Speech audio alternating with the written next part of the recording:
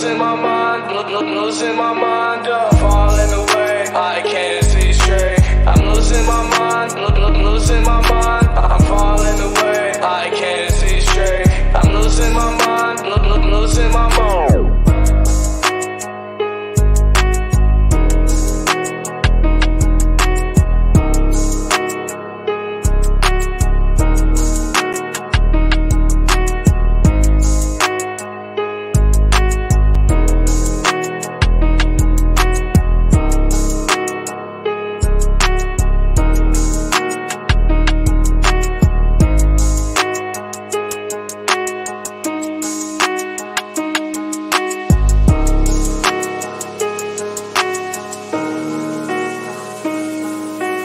Falling away, I can't see straight. I'm losing my mind, losing my mind. I'm falling away, I can't see straight. I'm losing my mind, losing my mind. Falling away, I can't see straight. I'm losing my mind, losing my mind. I'm falling away, I can't see straight. I'm losing my mind, losing my mind.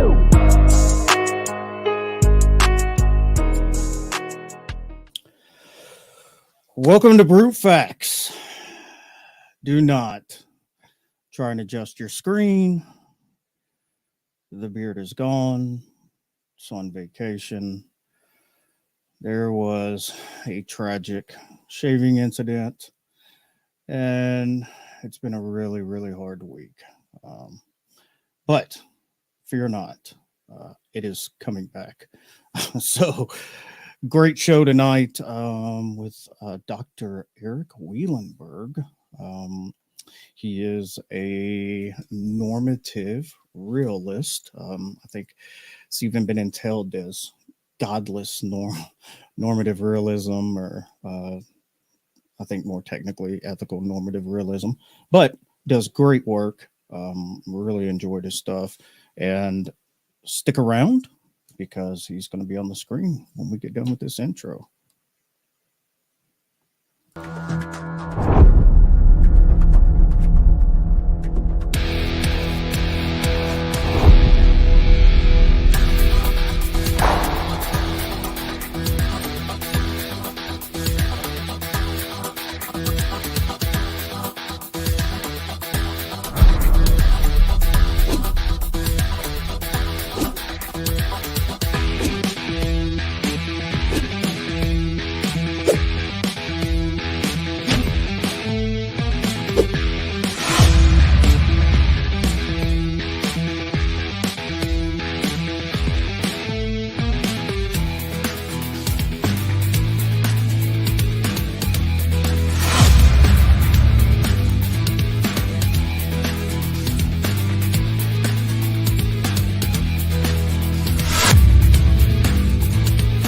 Welcome to the Brute Facts Podcast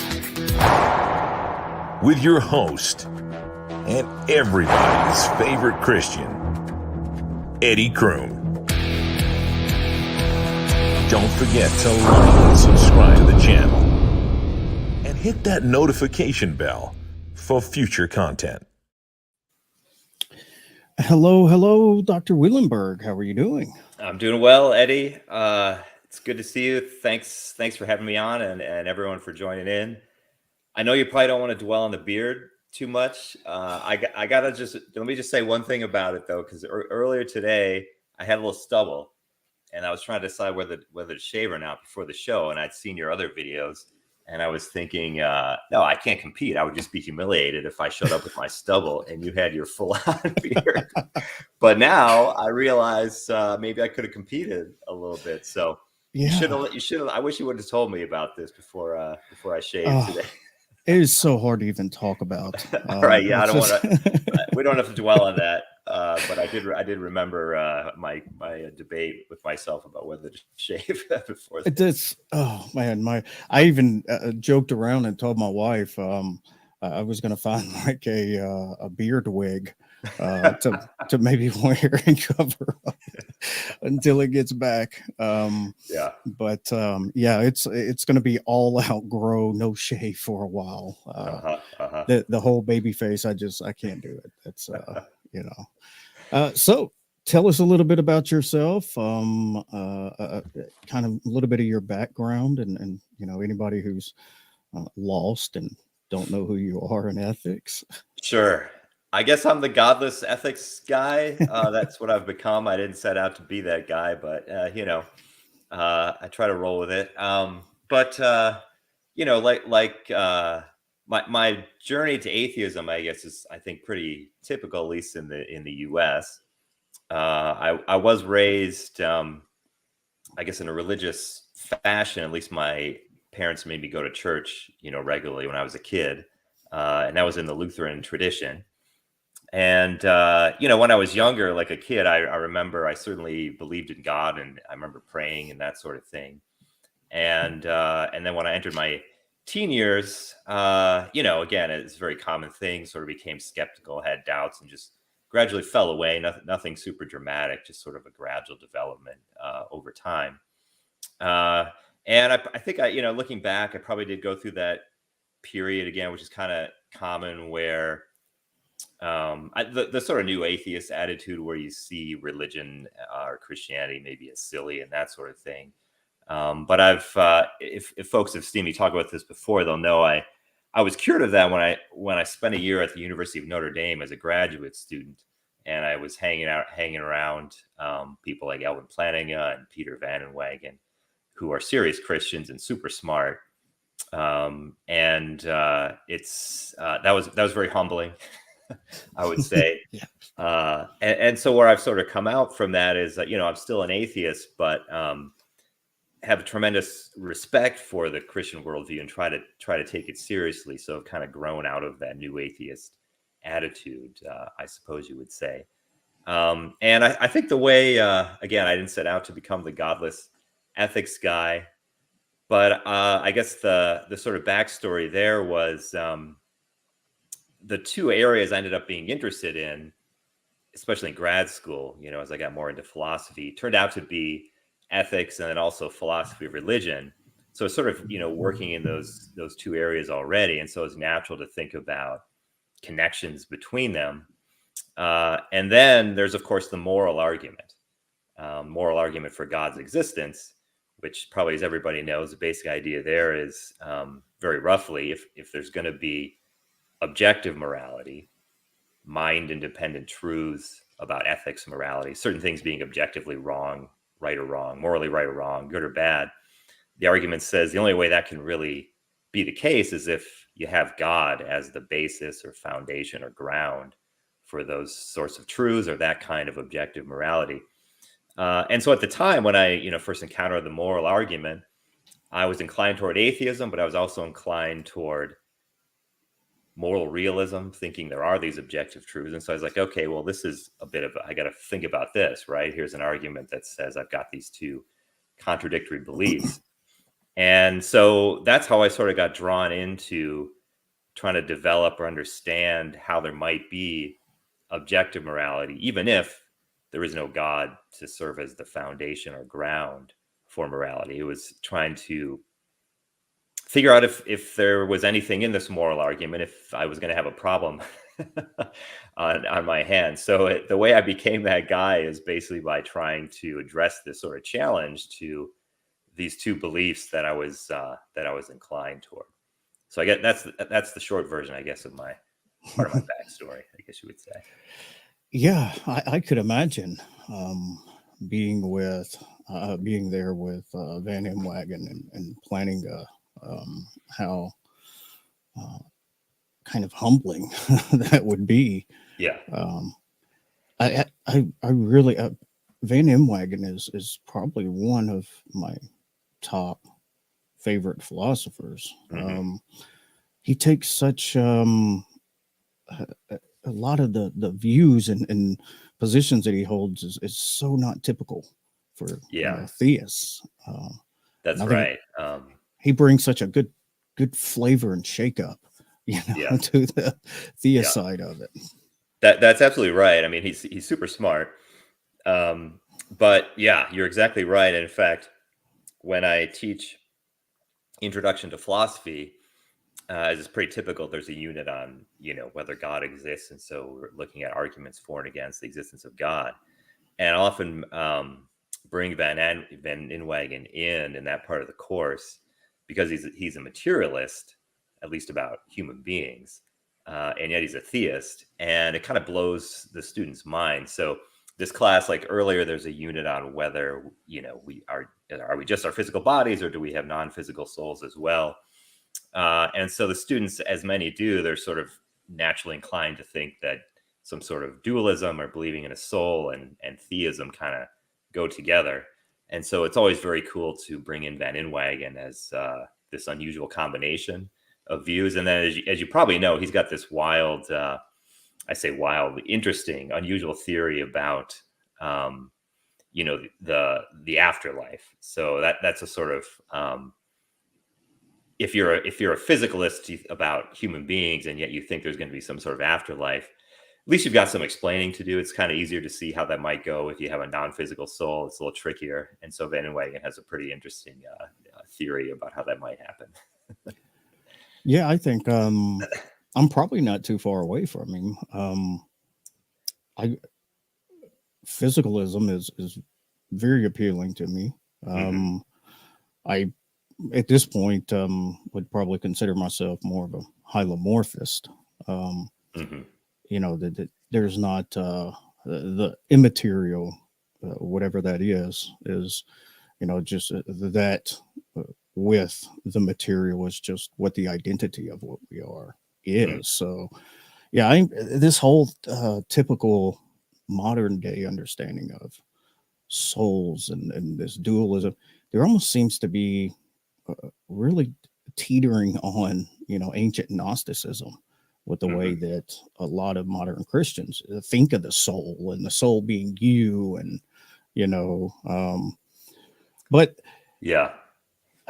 How did you, so what made you want to get into ethics itself? Is it just kind of a trap door that opened up for you, or?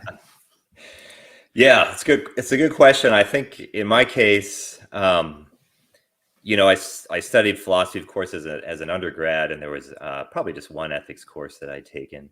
And when I went off to grad school, this is at the University of Massachusetts, I wasn't really sure, really what I was doing, but what areas in philosophy I kind of wanted to, get into. And I think in my case, what ended up happening was there was a particular professor at UMass at the time, Fred Feldman, who I was more drawn to him and the way he did philosophy. He had the sort of analytic style of this very clear, careful way of doing philosophy, and he specialized in ethics. So I ended up sort of getting drawn into ethics because I just wanted to take all the classes that Fred Feldman was teaching. Basically, I just really liked his way of doing philosophy, and he did a lot of ethics, so I kind of ended up doing a lot of ethics. So that's how that went. Although I think, so in ethics, even though I started out, sort of through Feldman's teaching and what he was focused on, he was really interested in utilitarianism, and I've kind of turned away from that. So early on, I was studying all, about 20,000 different forms of utilitarianism. So I was sort of immersed in that. But but then, as you probably can tell, my main interest ended up being at least partly in like meta ethics and these questions of, can there be objective morality? If so, what might its foundation be? That kind of thing. And then philosophy of religion, initially, it just had the coolest puzzles. So there's all these great logical puzzles. One of the first topics I worked on was omnipotence, just trying to understand omnipotence, where, there's a sort of category of puzzle arising from the fact that theists want to say that, of course, God is omnipotent, and yet they also want to say that typically that there are lots of things that he can't do. And so just trying to understand then what omnipotence might be and how it could be compatible with not being able to do certain things is just a kind of a cool puzzle. So I got into ethics mainly through Feldman, and then I got into philosophy of religion mainly through the cool puzzles that it has, like trying to understand omnipotence.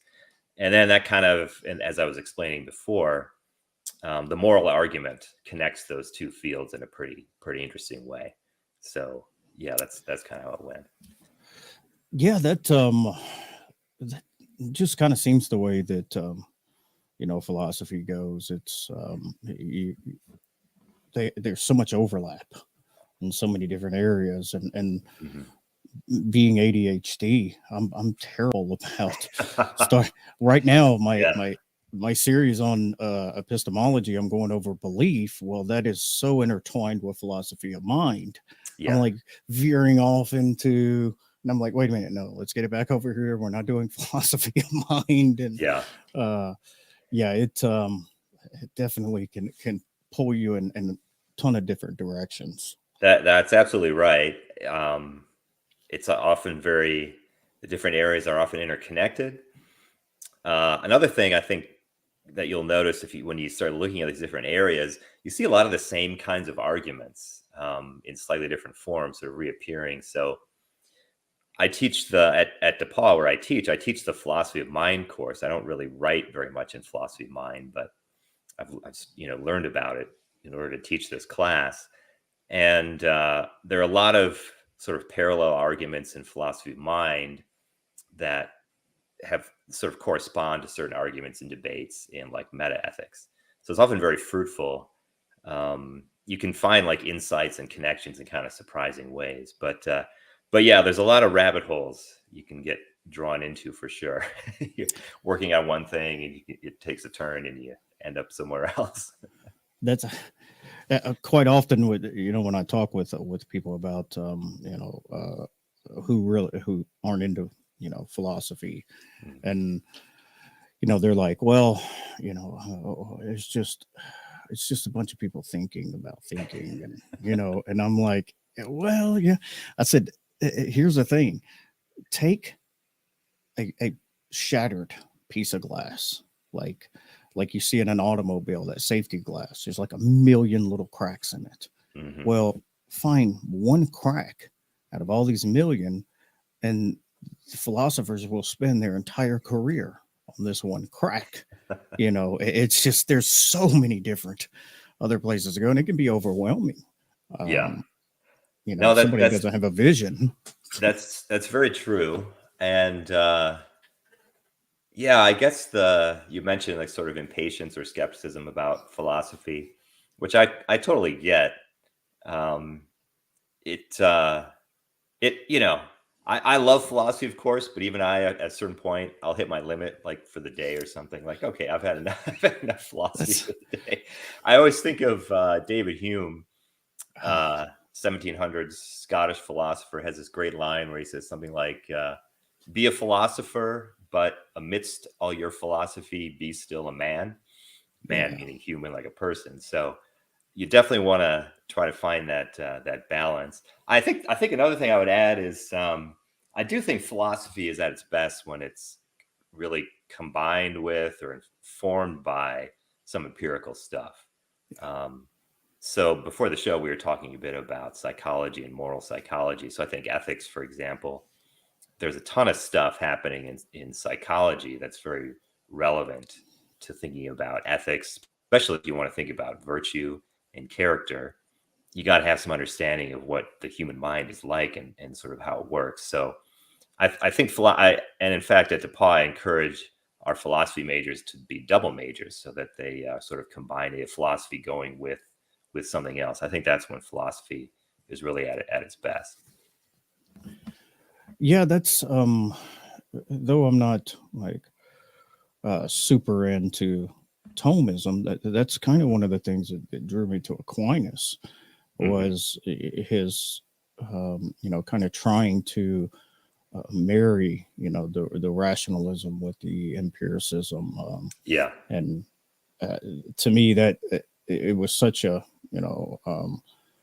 breath of fresh air, because historically you have the rationalists, which are rationalist, and then the empiricists, which are empiricist. And it's like nobody kind of wants to come in the middle. Let's put it together. That's a great point. I think Aquinas is a great connection of sort of what I'm thinking of, because I mean, it seems, I suppose, old fashioned at this, looking back now, but at that time, he was basically trying to combine Aristotle and Christianity. But at that time, Aristotle was the best science. So really what he was doing was trying to combine, Christianity with science, the best science at the time.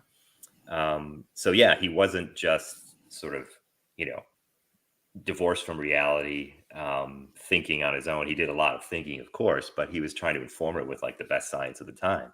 The science has just changed, right? I guess that's my take on it anyway. But I think his basic method is, I think, a good way of going about it. You can't have philosophy just sort of isolated. I mean, it's maybe obvious, but from what science has to say, for example. Yeah, and then of course, he goes off into this super deep, abstract kind of thinking, and I'm just like, man. There's a lot of distinctions that. Yeah. It's now he's not as bad as later on Hegel, but he's, I did a little.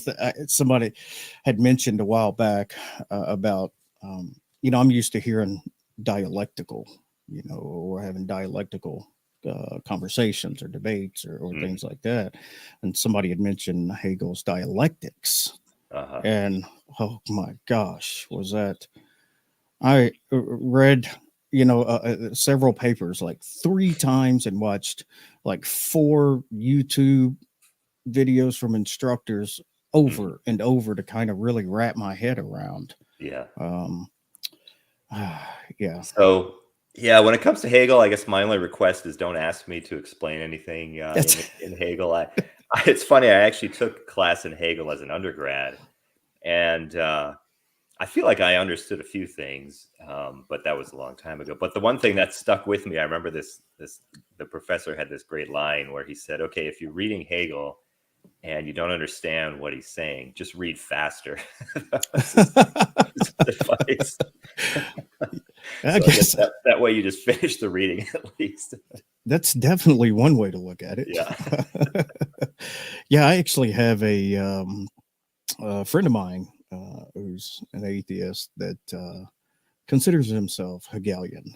And I'm just like, why? Why? That's the only response that I have there.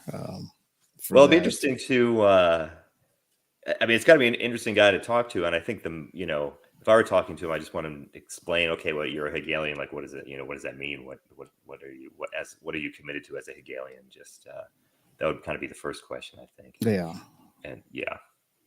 Well, it's funny because people say, well, if you can't explain it in easy terms, then you really don't understand it. And it's like, no, that's not how, there's more continental kind of, there's a lot of concepts there. I fully understand it, as well as I can, but there's no possible way I could explain to somebody, exactly what I know what he means, but I can't tell you what he means. So, yeah. Right. So being, so is it still in academia, is it still pretty predominantly more realists and the ethics as it has been traditionally? That's a good question. There are these surveys now of professional philosophers that happen from time to time, and I haven't actually like Phil surveys or something. I haven't checked the results of the latest one, but so I'm just sort of guessing. So if I'm wrong, I acknowledge that this is like sort of a guess, but my sense is that probably some kind of moral realism maybe is the majority position, but I'd be surprised. I don't know if it's the dominant. There are plenty of skeptics, or what in are often called error theorists. Yes, that is. Think that it's like the new hot thing. Yeah, so that camp is still around. That goes back to a figure that people may know, John Mackey, in the history of philosophy. Yeah. He's a sort of famous defender of the problem of evil, but he was also a so-called error theorist, where he thought that when ordinary people talked about right and wrong and good and evil, they were trying to describe an objective reality, but Mackey just thought that there was no objective reality there to be described. So they were just systematically mistaken. Like if people talk about like witches, assuming there are no witches, and there's all this witch talk, It's not really describing any objective aspect of morality. So that position is certainly still around. But I think so on the one hand, if it's true what I said, that moral realism is the dominant or majority position, that's misleading in a way, because in the moral realist camp, there's a lot of disagreement about it's like, okay, we think objective morality exists, but then the next question is, okay, well, what is it? Then you get lots of disagreements. So the fact that there are all these moral realists is beneath that is a lot of disagreement about, like, to put it very roughly, like what this objective morality is kind of made out of. Yeah. And I think there, at least as I see it, there are kind of three main positions. I would say one is two of them are what you might describe as like reductive positions, where they say, yeah, there's objective morality. These sort of moral features, ethical features are actual objective features of the world. Certain things are right and wrong, good and evil. But one option, a kind of naturalist reductive option, says that, well, in the end, these things are, these moral features are really just like natural features of things that could be studied by the empirical sciences. So I think Sam Harris, for example, folks may know, I think would be in that camp, where he thinks that, as I recall, goodness is just like human flourishing or happiness or something like that. And then there would be a kind of theist camp, which interestingly is at least partly a sort of reductive view, where some in that camp, they think, yeah, there are these objective moral features of things, but they're really just features of God or divine features or something like that. So it's actually, it's a reductive view also, but of a very different kind. And then there's the camp I'm in, which says, well, these moral features are just their own kind of things. So they're like a third thing. They don't really reduce to anything else. And that's where this camp that I'm in is sometimes described or labeled as non-naturalism. And that's what the non-naturalism is trying to get across. Moral features, they probably depend on the natural features of things, but there's something over and above the natural features of things. So, which, as we were talking, would be pretty similar to Schaefer-Landau's view. That's right. Yeah. But he, for some reason, he was very reluctant to say Platonism. What is, and it's not just him. I've talked to several non-naturalists that just wanted to avoid being labeled as, Platonist. Is it just because of the common misunderstandings of Platonism, or the caricatures that a lot of people have? Because I think that if I was not a theist, I would probably be a Platonist. Yeah. So I think this is something I watched your interview with Schaefer-Landau. It was great, I thought. And one of the things that came up is the two of you were talking about all the isms in philosophy and just the importance of, like, a lot of these isms can mean different things. And I think Platonism is one. Naturalism is certainly another. So I don't mind. I've called myself a Platonist before, but we just want to be, what do I mean when I describe myself as a Platonist?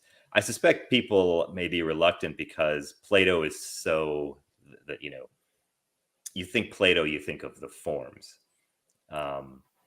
which I don't know how much we want to get into this, but very, very roughly, the theory of forms is this idea that you have in the physical or material world, you have all these different particular objects, and they all fall into different categories. So you've got all these things that are often very different from one another, that, consider a bunch of chairs, which could be different from one another, but we think they're all chairs. Same with like dogs and so on.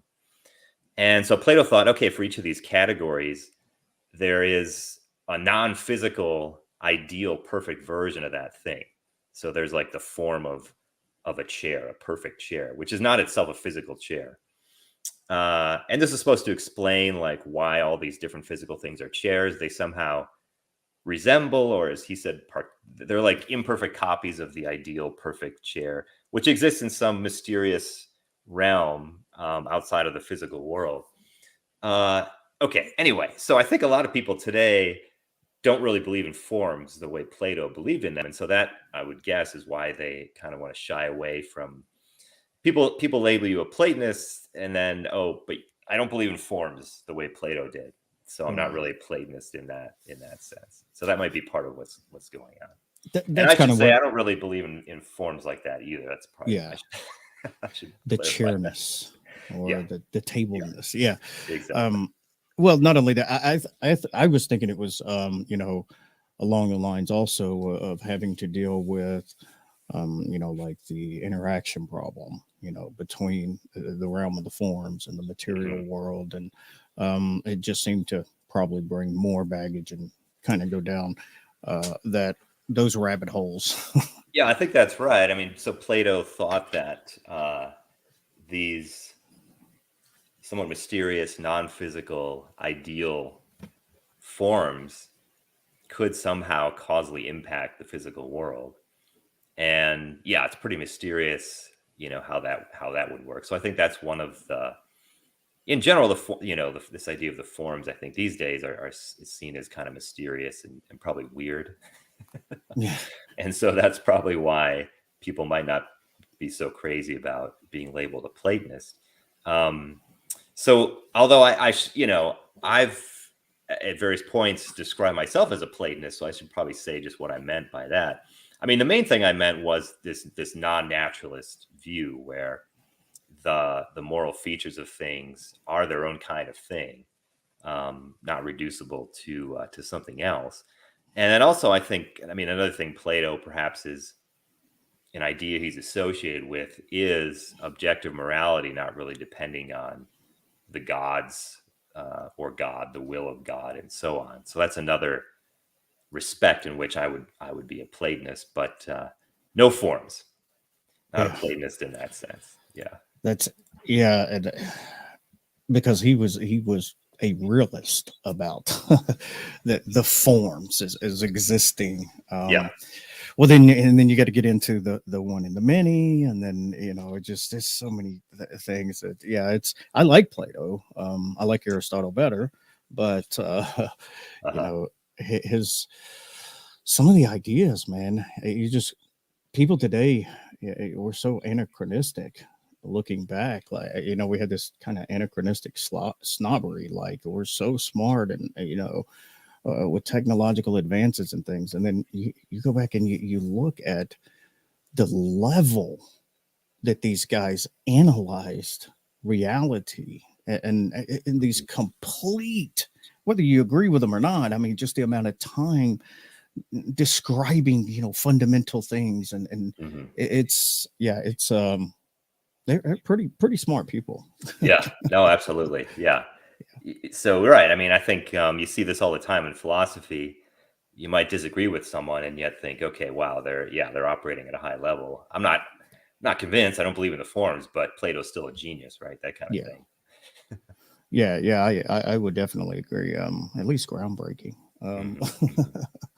But now whether there's a form for the ground, I don't know. But no, so do you spend a lot of time defending realism against anti-realists, or is it more of having to defend against theists on how you can be a realist? Yeah, that's a great question. For me, it's been more the second thing. And that's, partly because that's kind of this particular challenge I find most interesting.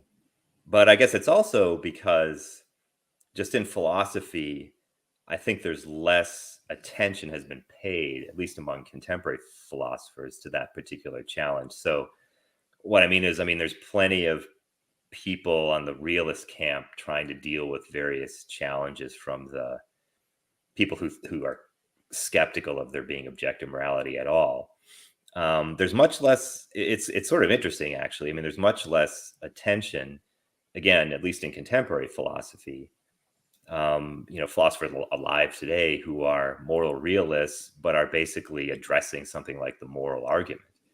and looking specifically at that kind of challenge. So there, I think there was a real gap there, which of course is always exciting if you're trying to say something new or publish something, an area that hasn't been worked over as much, at least again in contemporary philosophy.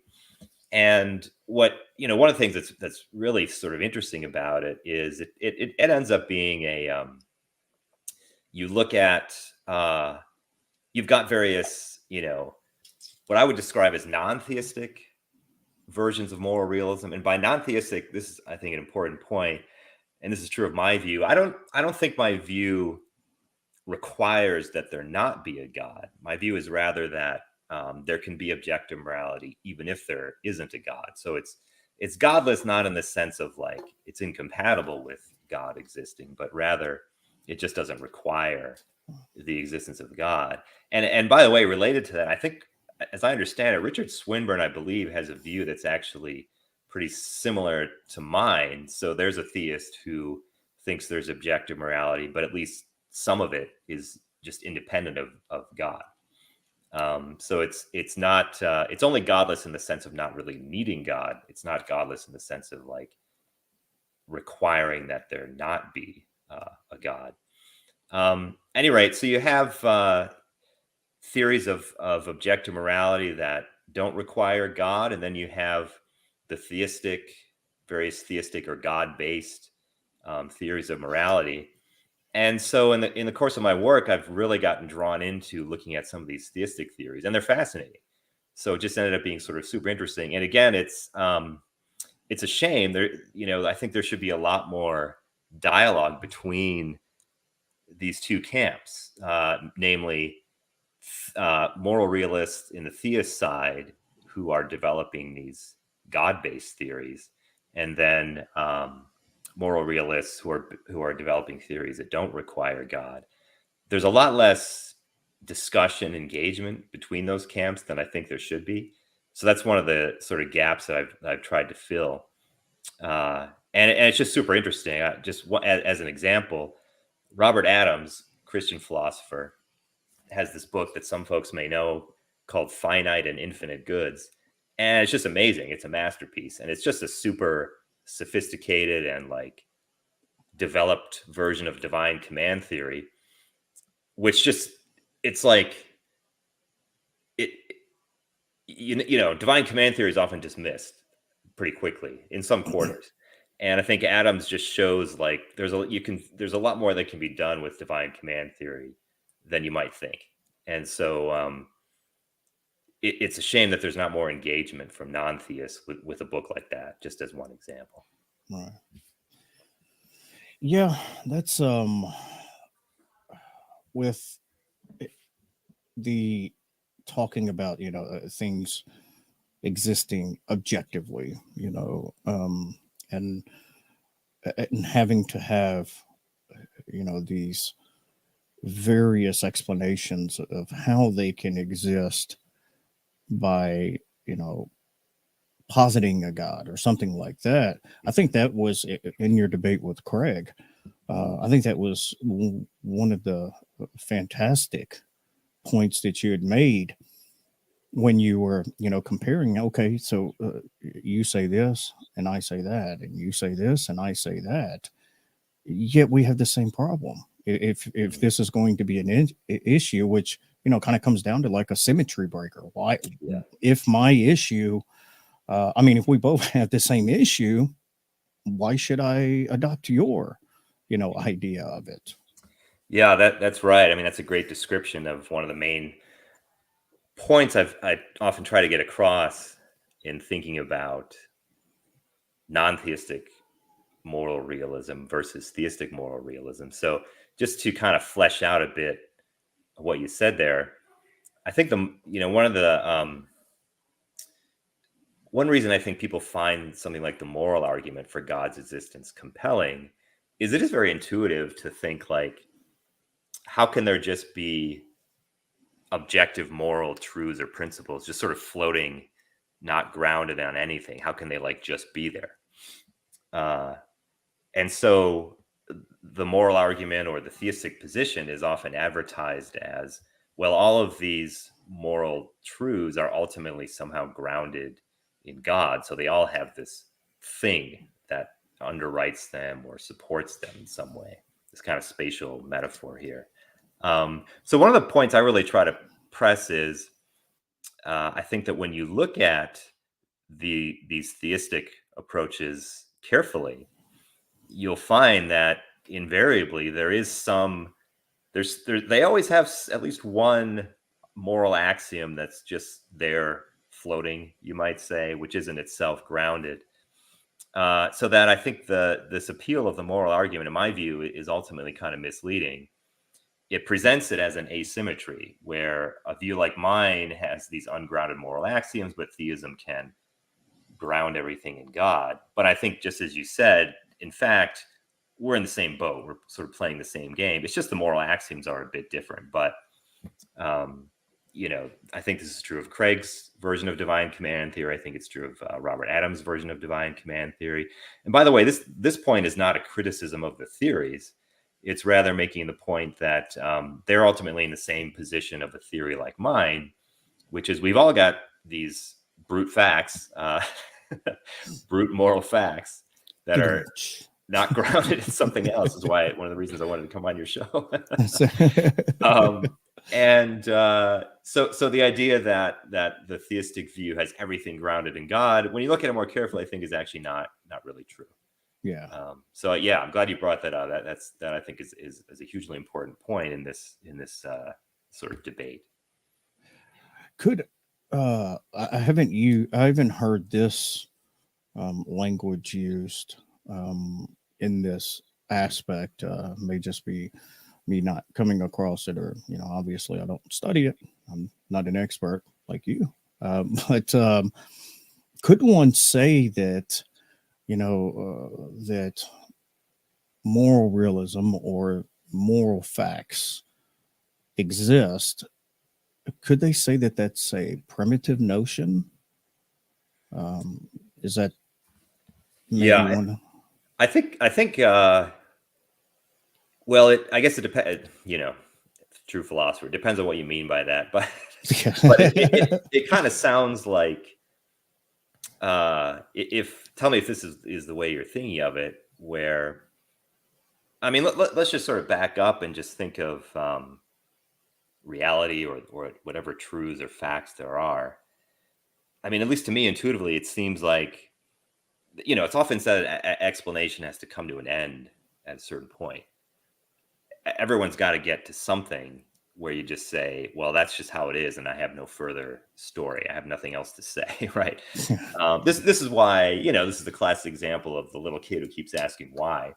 And at a certain point, you just got to put a stop to that shit, because it's like you just sort of hit the ground level. Absolutely. Partly for sanity, psychological reasons, but also it's like it just bottoms out. And on the theist side, God is kind of the foundation, right? So this is why anyone who's familiar with debates between theists and atheists is familiar with the atheist question of like, okay, so God created the universe, but where did God come from? And I think the theist has frankly a decent answer, which is, well, God didn't come from anywhere. God exists necessarily. There is no further explanation, cause, source, foundation for God. God's just there. That's it. That's the bottom level. And I think every view has to have a bottom level like that at some point. So that's one thing. You always got to get to a brute fact of some kind. And I think the same is true of morality, just considered in itself. So that if there's going to be any sort of objective morality, there's going to have to be some bottom level of moral or ethical truths or claims, basic principles, or whatever they are. And they're not going to have a further explanation or ground. And there's a ton of debate about what these axioms or maybe primitives might be. But I don't think it's an objection to any view to say, well, your ethical view has a moral axiom or moral primitive. That can't be an objection, because if you're a moral realist, you're going to have something like that at some point. That's how it seems to me anyway. I don't know. Does that sound like what you had in mind by primitive? Yeah, that's more or less what I was talking about. Typically like with like of course, the way that I'm used to, hearing primitive notions is, it's just not definable any further by any other concepts. It is like you're saying, it's like you have to have a foundation or a starting point. Yeah. Or we're into infinite regress or infinite regress of justification or, things like that. Or in this case, like explanation or grounding or something like that. Right. Yeah, I think that's right. And just this is all our discussion, as I think about it, is pretty abstract to this point. Maybe just to, might be useful to have some sort of simple examples to think about. But, one of the things that happens in moral philosophy is there are debates about there's a long history of people trying to capture like the one principle of right and wrong that kind of sums it all up. So Kant, for example, has the so-called categorical imperative, and at least one version of it, it seems like his basic moral principle is you've got to always treat a rational being as an end in themselves, which is kind of jargony, but the way I understand it is it means rational beings have intrinsic worth that always has to be respected. And Kant thinks like that's it. And when it comes to right and wrong, that's the foundation. That's the one axiom, and everything ultimately can be derived from that. But now if you are like, okay, but what's the ground, for this basic moral principle? Well, we've hit the bottom level. That's the foundation. That's the axiom, and other things can be derived from that. Other things are explained by that, but that's kind of the foundational principle. Without, again, getting too much into this rabbit hole, the utilitarians think that, well, right and wrong is all about consequences, and so maybe they think the fundamental rule is like our basic obligation is to do whatever will maximize utility, produce the best consequences. But if you ask them, like, well, what's the ground for that? I mean, that's it. That's the axiom. And the key point here for me is I think the theists are in the same camp. They have axioms. I think they're different axioms. We all just have different axioms. So it's no objection to say, well, you've got an axiom in your moral theory that isn't further grounded or justified. Again, we're all in the same camp. I think if you're a moral realist at any rate. Yeah. I mean, I would typically agree. If I wasn't a theist, I would still, lean moral realist. It just, it just seems, intuitive. It's, and I haven't found any kind of, defeaters, undercutting, rebutting defeaters to make me question, that intuition. In fact, many other people have the same intuition. It seems like we're not going to have much of a debate between us. It seems like we're kind of in the same same camp. But I think just to kind of connect what I was saying to the moral argument, and William Craig, of course, is a very effective presenter. It sounds compelling as hell when he does it. Like sometimes when I hear him, I'm even like getting sucked in. Like, yeah, this does sound pretty good. No, wait, I got it all figured out. but he gets a lot of mileage and really this force out of like when he talks about the idea of what he calls atheistic moral realism. There's his standard presentation is a ton of stuff about how can there be morality just sort of floating.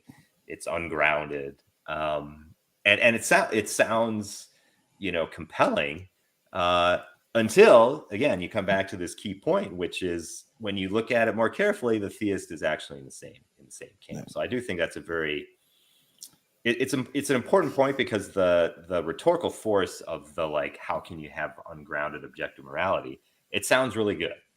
So it's important to kind of think about that and see, wait a minute, maybe is the theist position actually any better in the end?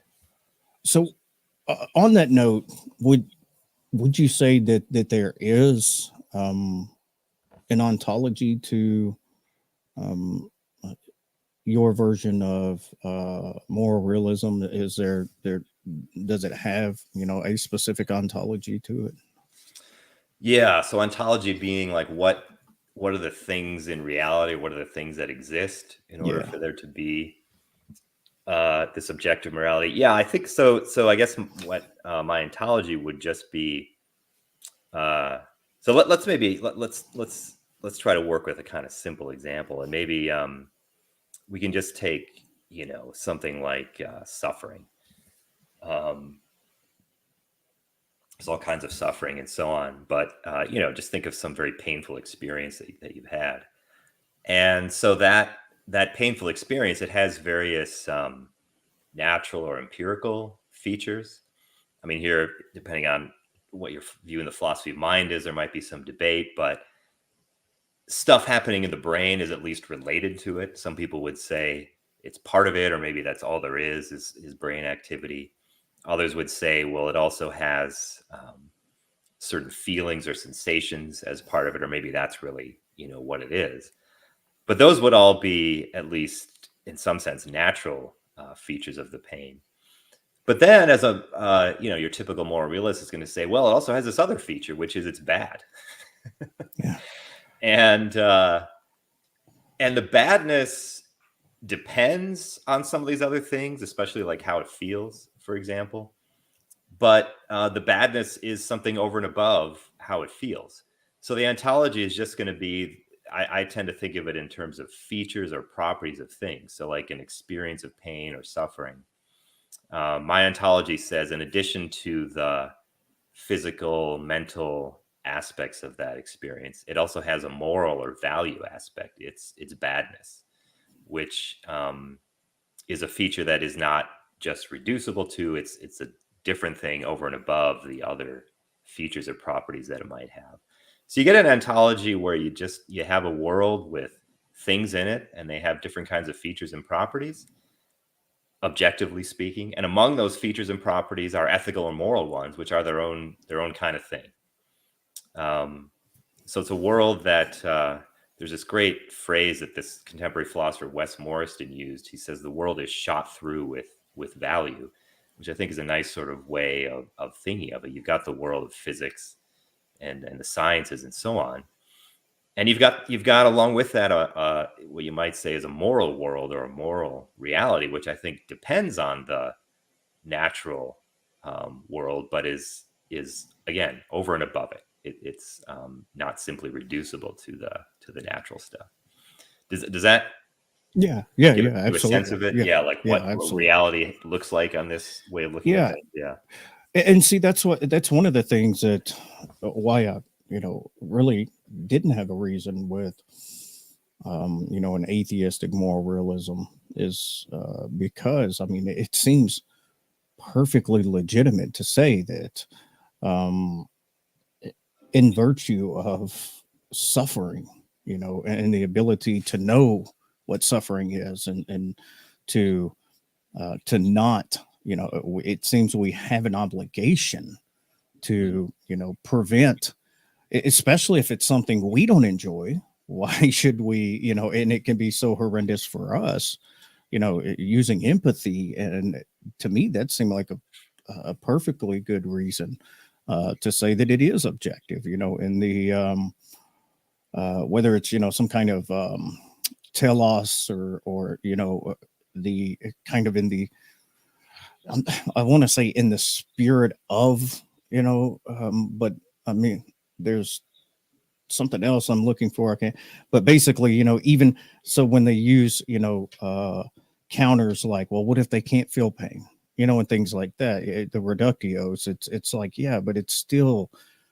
it's this idea that we don't want to harm sentient beings or things like in that kind of category.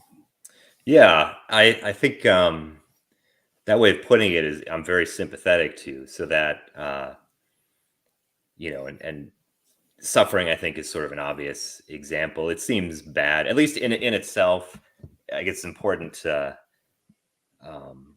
acknowledge that a distinction is often drawn between like intrinsic badness, which is the badness a thing has just in itself, but of course there's plenty of suffering that then leads to good consequences. So depending on the case, suffering might be intrinsically bad, but extrinsically good because it has good consequences, unpleasant, painful medical treatments or exercise Right. might fall into that category.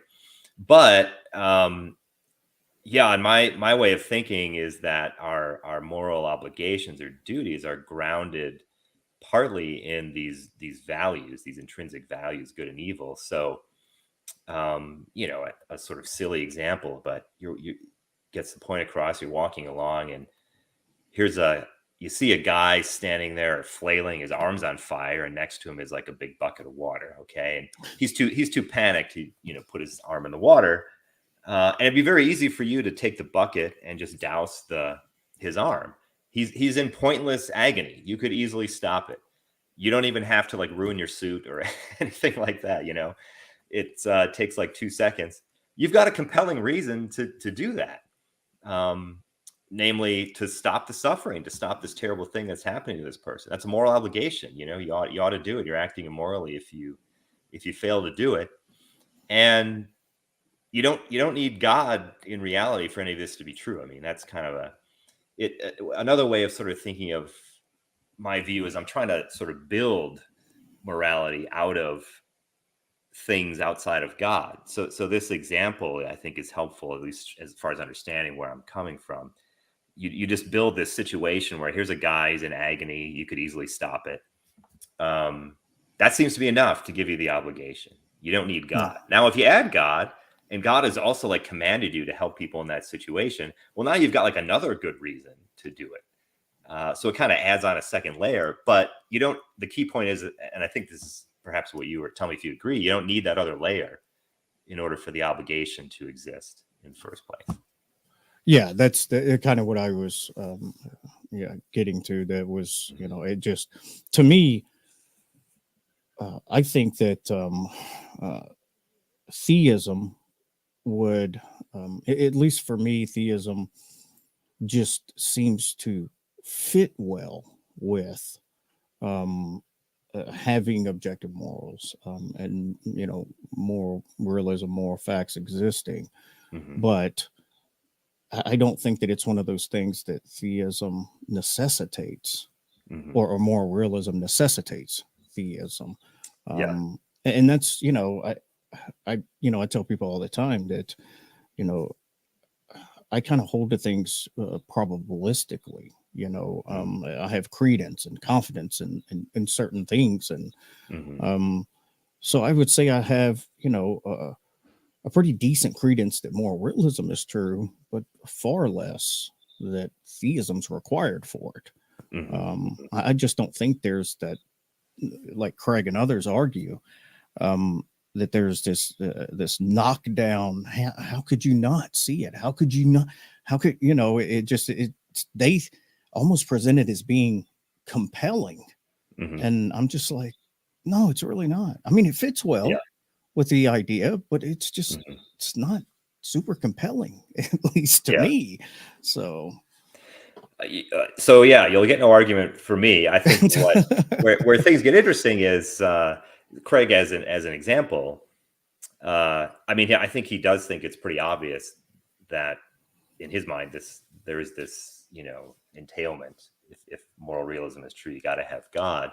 But he does offer arguments in support of that connection, and so that's where I think the action is, right? Trying to think about those arguments, and I think to my way of thinking, a lot of the work of answering the arguments is offering basically a plausible picture or account of how there could be some of these moral truths, even if there isn't a God. So again, that scenario with the guy with the arm on fire, where you're trying to tell a story that's got features that seem sufficient on their own to give you the obligation, even if you don't have God as part of the story. So I think that's one helpful way of trying to answer some of these arguments. Yeah, I agree. And so just quickly, kind of on the Craig thing, when he talks about having a grounding, what is your thoughts or ideas about metaphysical grounding itself, because there seems to be a lot of people today who are just kind of pushing it to the side. Why do we have to have a grounding? Why do we, and then you have others like, I don't know if you're familiar with Dr. Sijuwade, who actually has an argument for God built on grounding. Okay. I don't know that one. Yeah. Oh, it's pretty interesting, but it also relies on divine simplicity. So that's its own issue. Okay. But so many people just, to me, grounding, it just seems to be natural, to go from, the mind being grounded to the brain, being grounded to the body, to, all of these things. But of course, it's when we get to, the metaphysical part of it, where people are like, we don't need to have this grounded. What are your thoughts on metaphysical grounding? So it's another one of those terms. It's not an ism, but it can mean a lot of different things. I think in the case of Craig, I believe that what he has in mind when he speaks of objective morality being grounded in God is really, well, it's a little tricky. He doesn't quite want to commit himself, actually, but at least sometimes it sounds like he's saying that certain features of morality are just reducible to certain features involving God. So a good example is the language he often uses in explaining on the theistic view the nature of human moral obligations is that he'll often say they're constituted by divine commands.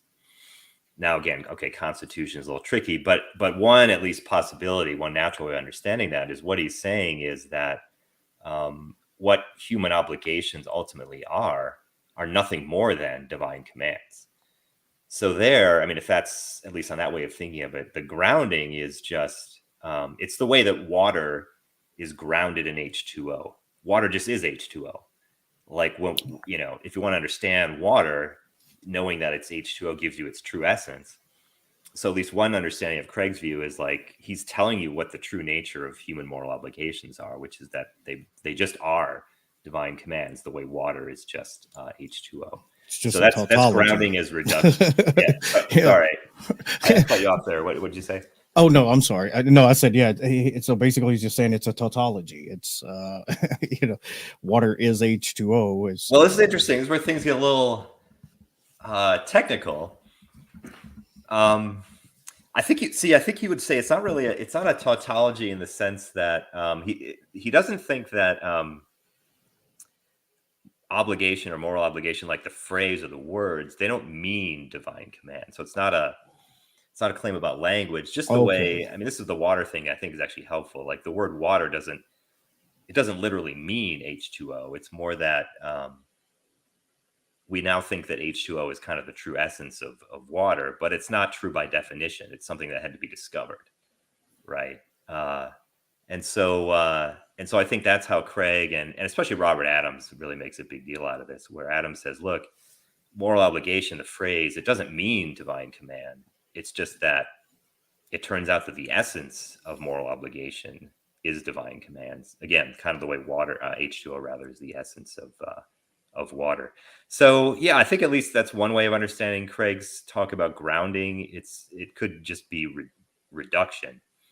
But then again, I'm making these, I don't want to be overly sympathetic to these views. Even I think they're super interesting. But I mean, my point is, again, when you look at these views more carefully, I think what you'd find is that you only have a partial reduction. There's a kind of leftover moral residue of moral claims or axioms that aren't reduced to anything else. And so again, back to this point that I keep pressing on, which is that the theistic and non-theistic moral realists are ultimately in the same camp same boat when it comes to these moral axioms. That's how I see it anyway. Yeah, I don't necessarily disagree. I'm actually, finding some kind of anti-realism more and more appealing. Oh, the dark side. Oh boy. Yeah.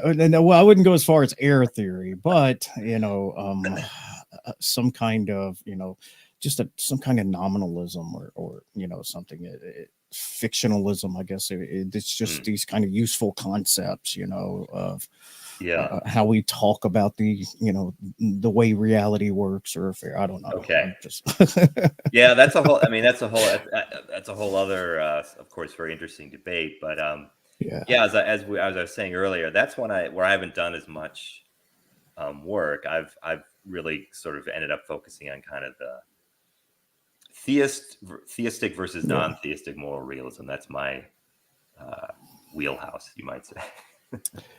Have you having such similar views? Have you done work with Schaefer Landau or?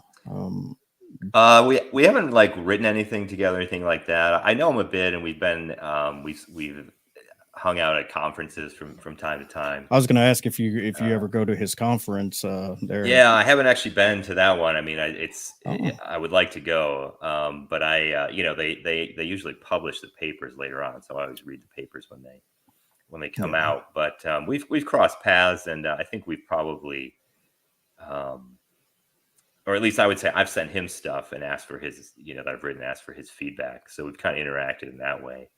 But we haven't, sort of worked together or anything, like co-authoring, anything like that.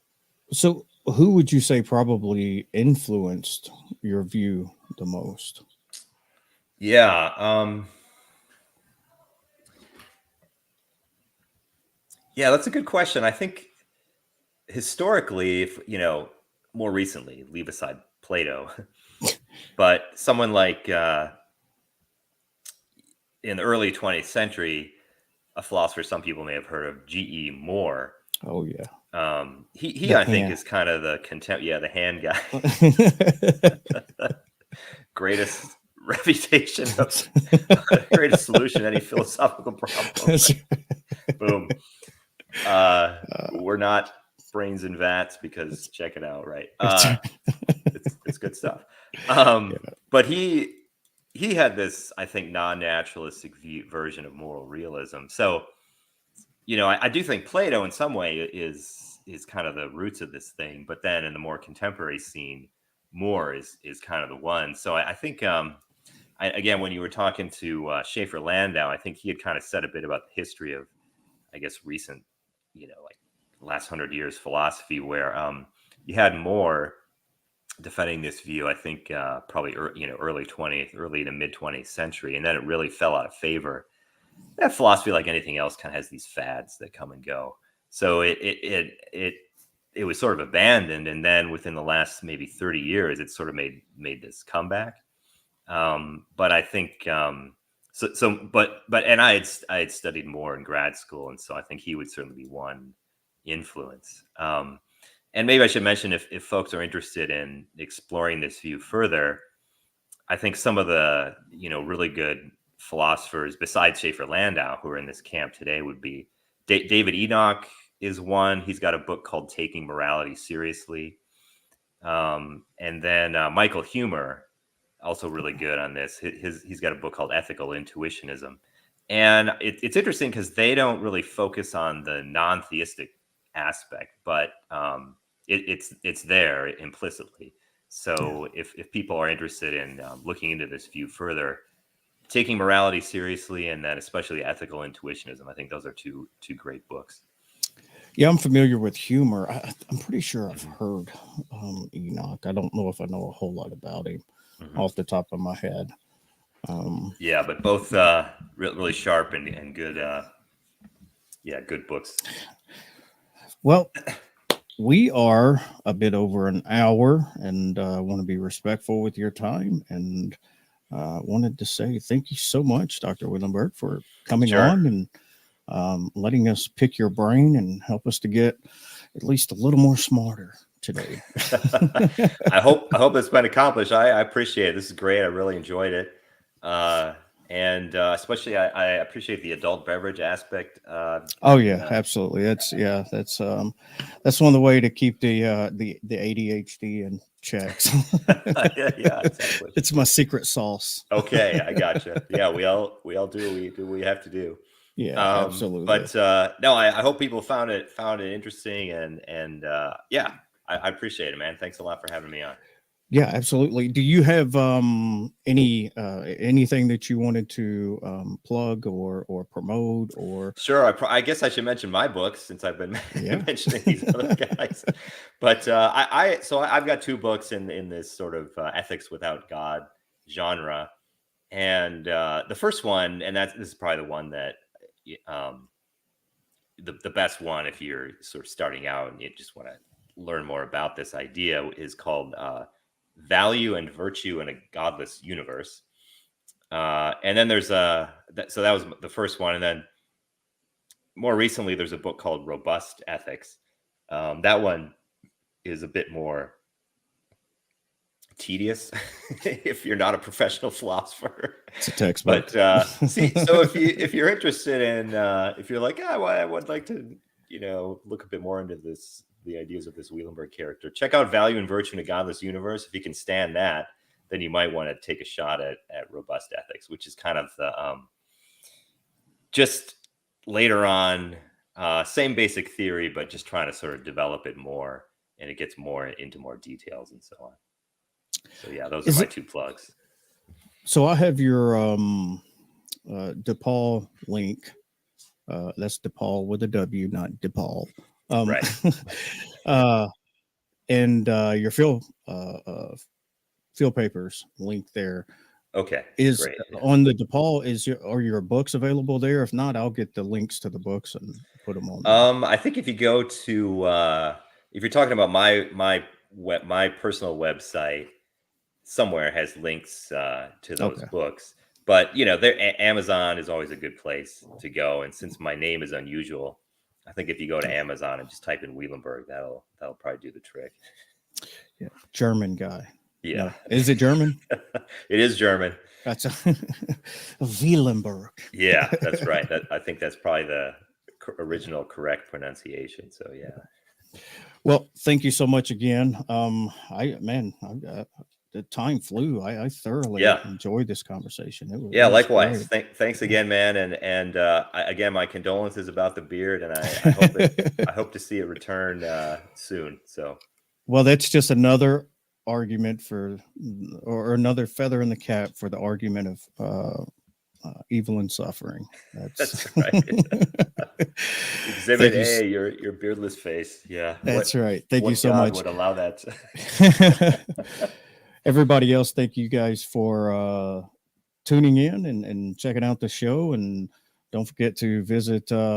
He's got a lot of interesting papers that he's written at the field papers link I've got. He's got his Depauw University. I have his Depauw University link, a personal page there. And I will update it with the book titles. And I appreciate those recommendations. I definitely, I'm more of a papers guy, so I don't go and be like, okay, wait a minute, what books are there? What book? Because I just the books I'll get. I got about 4 of them here now that I got bookmarks in them from where I've stopped there and then went to another one and went here. So I hear you. Yeah. Value and Virtue in a Godless Universe. That one's pretty short, so it's not a long book at least.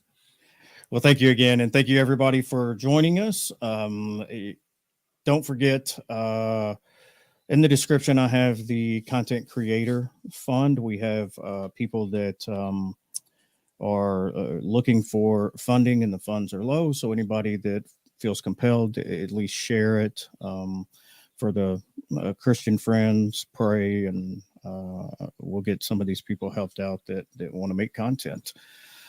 You guys have a good evening. Thank you.